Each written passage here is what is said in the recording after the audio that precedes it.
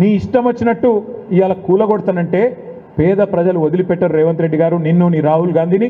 తప్పకుండా సందర్భం వచ్చినప్పుడు కుర్చీ మడత పెట్టి ఇలా కుర్చీలో కూర్చున్నాను ఎగురుతున్నావు, అదే కుర్చీని మడత పెట్టి నిన్ను తరిమి తరిమి కొట్టే రోజులు కూడా దగ్గరలో ఉన్నాయని చెప్పి కూడా నేను హెచ్చరిస్తా ఉన్నా.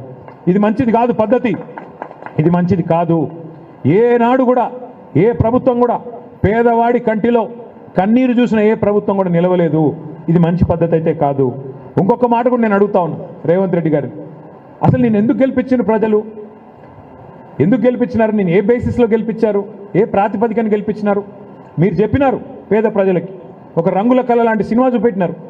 100 రోజులు 6 గ్యారంటీలు అని చెప్పి 420 హామీలు మీరు హామీల వర్షం గుప్పించినారు కదా. 4000 పెన్షన్లు అంటిరి, మహిళలకు 2,500 అంటిరి, పెళ్లి చేసుకుంటే తులం బంగారం ఇస్తామంటిరి, చదువుకుంటే స్కూటీలు ఇస్తామంటిరి, పిల్లగాళ్ళకు విద్యా భరోసా కార్డులు అంటివి, రైతులకు 15,000 రైతు భరోసా అంటివి. ఇన్ని సినిమా డైలాగులు కొడితే కౌలు రైతులకు కూడా సహాయం అంటివి, రైతు కూలీలకు నెలకు 1000 అంటివి, ఆటో డ్రైవర్లకు నెలకు 1000 రూపాయలు అంటివి. ఇట్లా ఒక రంగుల కళ లాంటి అరిచేతుల స్వర్గం లాంటి వ్యవహారం చూసి ఓటేసినారు తప్ప నేను ఇల్లు గులగొడతా అంటే ఎవడన్నా ఓటేస్తుండే కాంగ్రెస్ పార్టీ? నాకు అధికారం ఇవ్వండి, నేను రాష్ట్రంలో ఇళ్ళని గులగొడతా అంటే ఎవడన్నా ఓటేస్తురా? ఇలా నువ్వు చెప్పింది ఏంది, చేస్తున్నది ఏంది? ఎలక్షన్ల ముందు చెప్పింది ఏంది?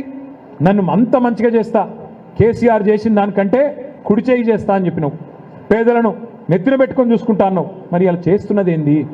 హైదరాబాద్లో 1,50,000 ఇండ్లకు ఇవాళ మూసి చుట్టూ భయంగా బతుకుతూ ఉన్నారు వాళ్ళు. ఎప్పుడు వస్తుందో ప్రభుత్వం, ఎప్పుడు బుల్డోజర్లు వస్తాయో, ఎప్పుడు కూలగొడతారో అన్నట్టుగా వాళ్ళు భయంతో బిక్కుమని ఇలా చూస్తూ ఉన్న పరిస్థితి. అందుకే అది చూపెట్టడానికే బుల్డోజర్ రాజ్ ఎట్లుంటుంది ఇవాళ రేవంత్ రెడ్డి రూపంలో, డెవలప్మెంట్ బీఆర్ఎస్ డెవలప్మెంట్ మోడల్ ఎట్లుంటుంది ఇదే మూసీలో చూపెట్టడానికే మా సోదరులు సుధీర్ రెడ్డి గారి ఆహ్వానం మేరకు మేమందరం కూడా ఇవాళ మీ అందరి దగ్గరికి ఇక్కడికి వచ్చినాం. 6 గ్యారంటీలు అమలు చేసేదాకా నేను వదిలిపెట్టం. పేదవాళ్లకు ఖచ్చితంగా మేము హామీ ఇస్తా ఉన్నాం. ఈ రాష్ట్రంలో ఎక్కడ బుల్డోజర్లు వచ్చినా స్థానికంగా ఉండే బీఆర్ఎస్ నాయకత్వానికి చెప్పండి, మేమొచ్చి వాటికి అడ్డుగా మేము నిలబడతాం, తప్పకుండా మీకు అండగా నిలబడతామని చెప్పి కూడా ఈ రాష్ట్రంలోని పేద ప్రజానికానికి మేము విజ్ఞప్తి చేస్తూ ఉన్నాం. అదేవిధంగా హైదరాబాద్ మహానగరంలో మూసీ నిర్మాణానికి, మూసీ సుందరీకరణకు, మూసీ ప్రక్షాళనకు మేము మద్దతు పలుకుతాం. కానీ మూసీ పేరిట లూటీ చేస్తానంటే మాత్రం తప్పకుండా అడ్డుకుంటాం. మూసీ పేరిట పేదల పుట్టగొడతానంటే తప్పకుండా అడ్డుకుంటాం, వదిలిపెట్టమనే మాట కూడా తెలియజేస్తూ పత్రికా మిత్రులను కూడా నేను కోరుతా ఉన్నా. మొత్తం 100% సివరేజ్ ట్రీట్మెంట్ ప్లాంట్ నిర్మాణం చేసింది కేసీఆర్ ప్రభుత్వం.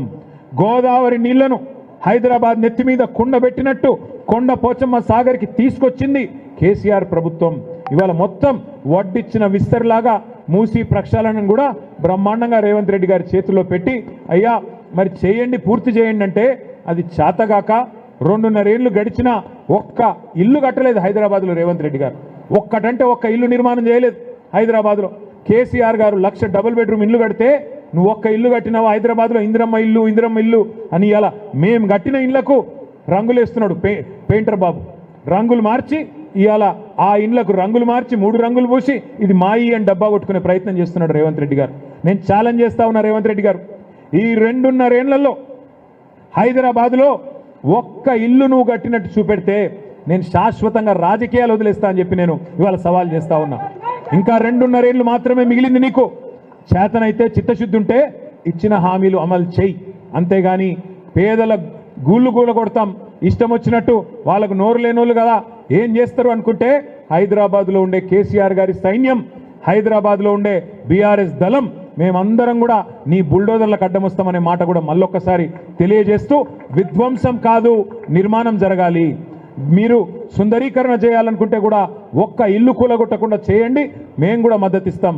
మా మల్లారెడ్డి గారు చెప్తున్నారు ఇంతకుముందు, ఇక వాళ్ళకి చేత కాకపోతే అప్పచెప్పమని సార్ మనమే చేద్దామంటుండు.